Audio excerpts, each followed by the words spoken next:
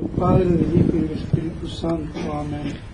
Amados hermanos, en nuestro Señor Jesucristo, nos encontramos en el 11º domingo después de Pentecostés y vemos en el Evangelio de hoy, en el relato de San Marcos,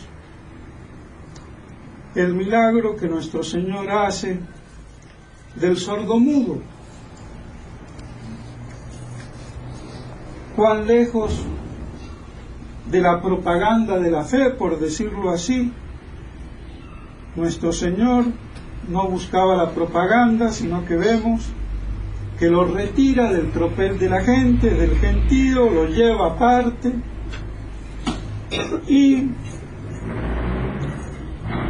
tocándole con la saliva y los oídos, le dice: Éfeta, abríos. Y así entonces cura al sordomudo. Y este gesto la Iglesia lo toma en el ritual del bautismo para mostrarnos cómo se origina la fe por el oído.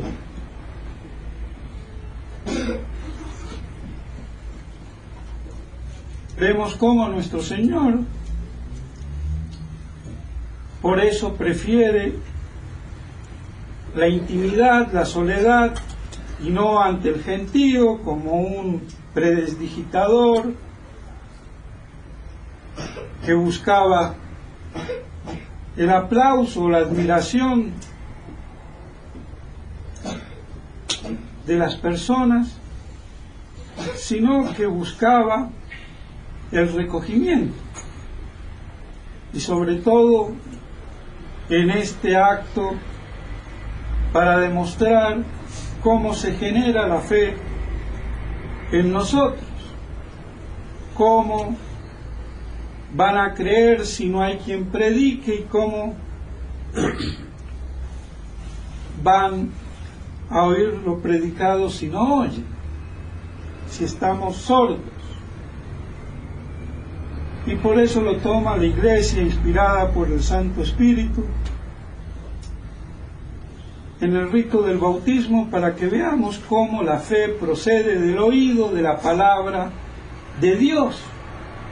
Y una vez más vemos la correlación, la reciprocidad que hay entre el Evangelio y la Escritura y la Epístola. Del domingo, como San Pablo a los Corintios les recuerda, les exhorta el Evangelio en el que debemos permanecer firmes y por el cual nos salvamos si nos mantenemos en él, tal cual como se nos ha transmitido por la tradición de la Iglesia. Y si no es así, en vano es todo. ¿Cómo se compenetra el Evangelio? Nos habla de la génesis de la fe, de su origen, cómo se produce por el oído, cómo nuestro Señor no busca la propaganda, más aún les dice que no lo divulguen, y eso más hace que lo divulguen. Como Él no buscaba entonces sorprender a nadie, sino lo que buscaba era conversión y fe interior, y no propaganda de la fe. Como muchos, incluso católicos, que bien intencionados, que creen que la fe es cuestión de propaganda. No, Señor. Es toda una acción divina de Dios, sobrenatural, en lo profundo y interno del alma. Y no en la propaganda. y menos a través de la televisión, la radio y la internet o lo que fuera. Pues vemos entonces esa relación con la epístola. San Pablo nos dice, les dice a los corintios y nos dice a todos nosotros, de mantenernos firmes en el Evangelio y mantenerlo tal cual, si no en vano sería. Exactamente todo lo contrario de lo que hoy acontece en lo que se llama o se cree que es la iglesia. Porque la iglesia divina de Dios, infalible, imperecedera,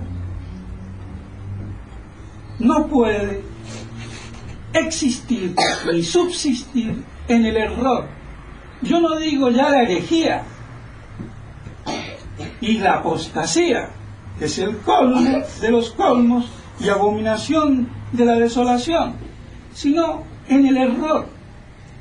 La iglesia no admite error porque es divina.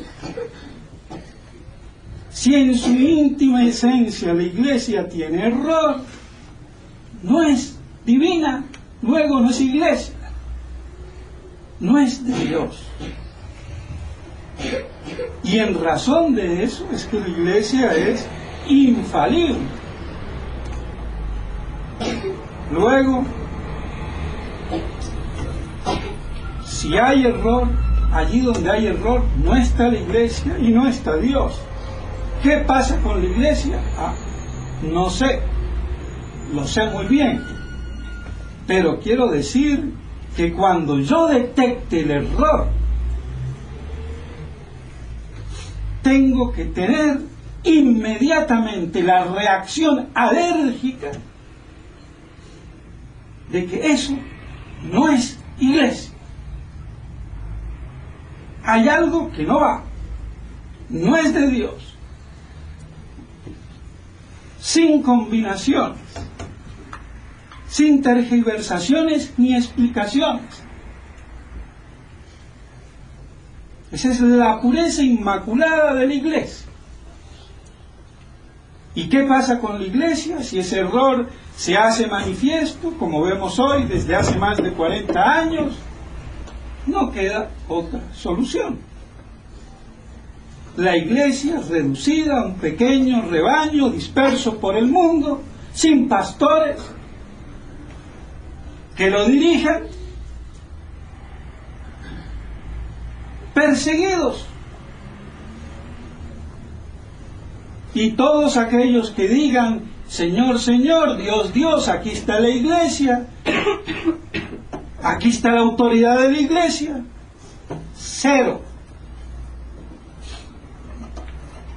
¿Por qué? Porque allí donde hay el error, no está Dios, no está la iglesia y no hay término medio. O si no, no hay ningún error, es verdad. Y Santas Pascuas, a obedecer y a cumplir.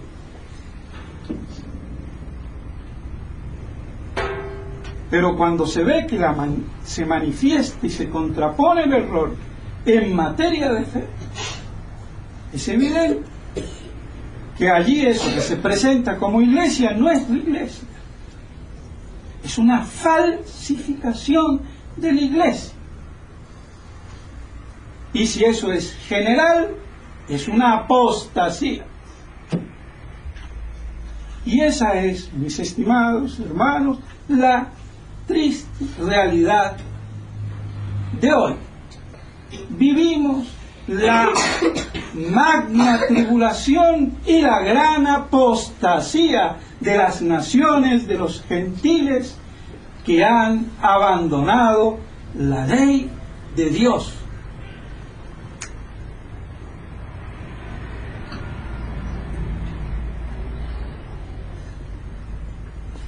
Así de claro, de difícil y de sencillo. Es nuestro Señor que nos ha advertido machacosamente, pero nosotros siempre con nuestros contubernios sinuosos, intereses, nuestra vanidad, nuestro orgullo, el prestigio, el honor, quedar bien con todo el mundo, con Dios y con el diablo, comenzamos a enmascarar, a disfrazar la realidad. Y eso no puede ser así de sencillo. Al pan, pan, al vino, vino. Sí, sí, no, no. La iglesia no es diplomacia, no es un mercado persa. La iglesia es divina, es de Dios, es pura, es inmaculada, es una, es santa, es católica, es apostólica y es romana. Para la verdad, para el bien, no para el error. Y si yo veo a un Benedicto XVI metiendo un papelito en el muro de las lamentaciones como un judío, tengo todo el derecho de pensar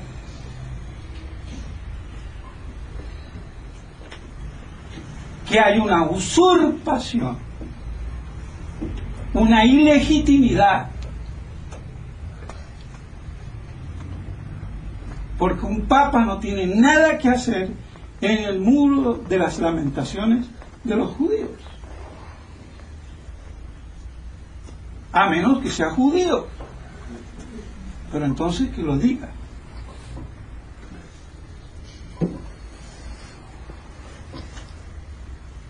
Pero lo que no puede ser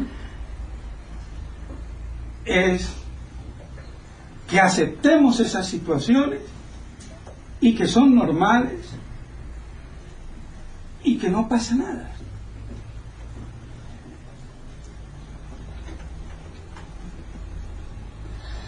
Porque sí pasan cosas gravísimas, mis estimados hermanos, en materia de fe. San Pablo lo dice: manteneos firmes en el Evangelio que habéis recibido, y si no, en vano habremos creído. En vano. No hay término medio. Entonces, fidelidad a la sacrosanta tradición. Allí donde está la sacrosanta tradición está la Iglesia católica, apostólica y romana. La Iglesia no está donde esté el error, ni una jerarquía que yerra. Y la Iglesia está en el Papa en la medida que el Papa esté con Dios y sea el vicario de Dios, no el vicario de los judíos, para decir las cosas como son, ni el pelele de la judeo-masonería, ni en contubernio con los príncipes de este mundo, que tienen a Satanás por padre. ¿Y qué es esa iglesia que se lleva bien con el mundo? Y Raimundo es la contraiglesia del anticristo, y la verdadera iglesia reducida a un pequeño rebaño disperso por el mundo, esperando que venga la hora de la verdad, el día de la parucía de Cristo Rey, porque esto no lo va a arreglar nadie humanamente hablando, porque el mal ya llegó a su límite. Y el que le puede poner límite a ese mal, a esa pudrición cuasi total de la religión y de la iglesia, es nuestro Señor, que es el dueño de la iglesia, Señor de señores. Y por eso Él lo dijo: cuando yo vuelva encontraré, si acaso, fe en la tierra. No es difícil de entender a los ojos de la fe. Es difícil de entender si queremos estar bien con Dios y con el diablo o el mundo. Allí sí. Dificilísimo. Si quiero guardar mi poder, mi honor, mi prestigio, mi fama, bueno. Allá el que vende como mercenario su religión al precio que le pongan, porque como decía Napoleón, todo hombre tiene un precio, hay que encontrarse, pero eso es una prostitución.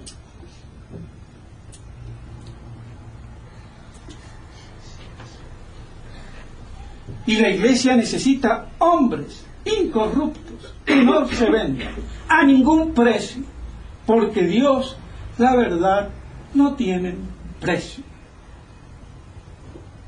Y el que no piensa así es un mercenario.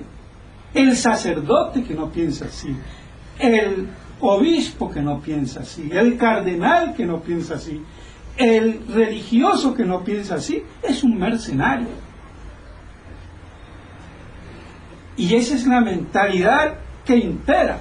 Claro que recubierta de virtud, de obediencia, que la han convertido, como me dijo una vez un médico amigo, en la cuarta virtud teologal.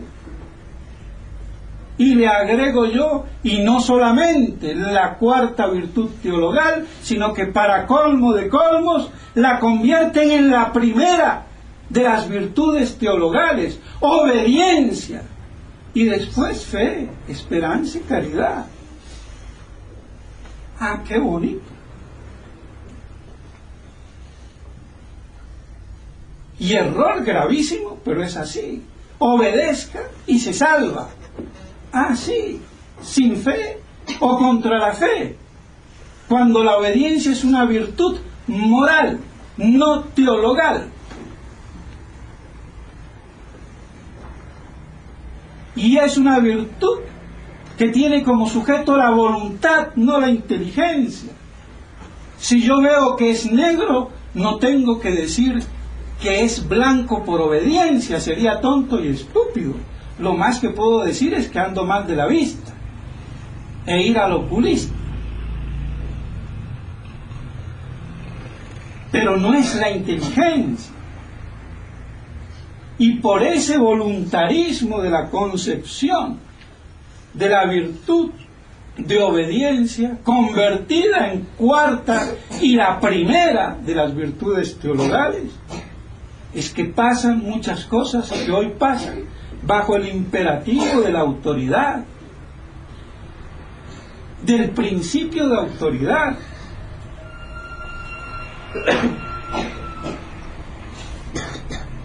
¿Y qué pasa con la fe? Se conculca, obedezca.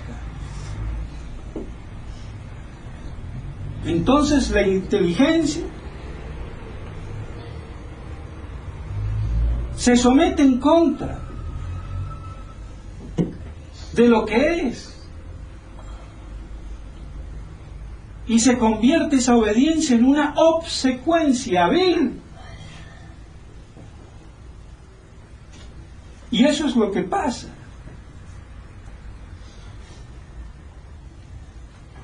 Lamentablemente, hoy, mis hermanos. Entonces, mantener abiertos los oídos, abríos,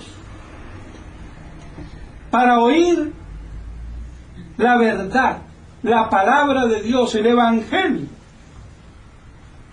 Tener la fe sobrenatural, adhiriendo a la verdad sobrenatural revelada por Dios, porque es Dios que lo revela, no porque mi razón así lo vea, aunque yo puedo ver con mi razón que no es absurdo, que está más allá de la razón, pero no es absurdo.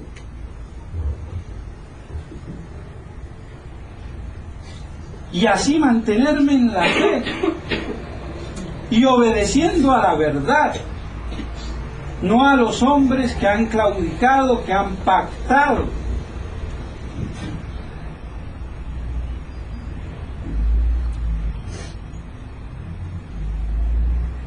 Y que no nos conviertan la obediencia entonces en virtud teologal.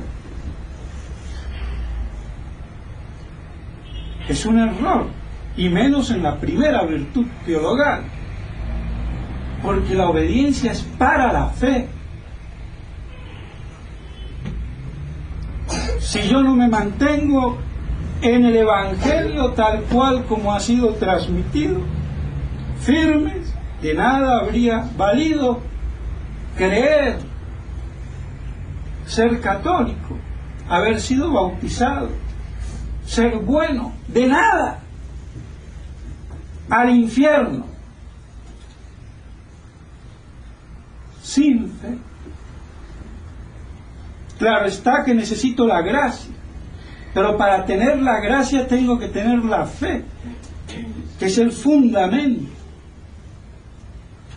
Y vemos una vez más entonces cuán importante esa relación entre Evangelio y epístola, y cómo hoy se palpa el milagro de nuestro Señor y la epístola de San Pablo, que nos exhorta a mantenernos firmes en la verdad del Evangelio, transmitido por la Iglesia y la sacrosanta tradición de la Iglesia, que es lo que hoy se adultera, se conculca, se cambia, se tergiversa.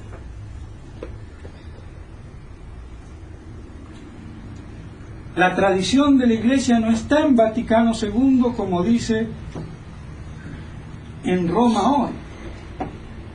Sí, forma una tradición espuria, adúltera, modernista.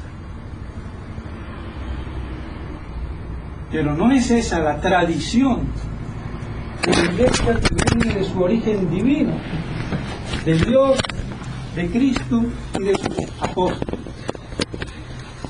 Pues mantengámonos firmes en el Evangelio de siempre, en ese Evangelio eterno, para que podamos gozar de la eterna bienaventuranza, firmes en la fe del Evangelio, en la palabra de Dios, creyendo en la Iglesia católica, apostólica y romana, fuera de la cual no hay salvación. En nombre del Padre, del Hijo y del Espíritu Santo.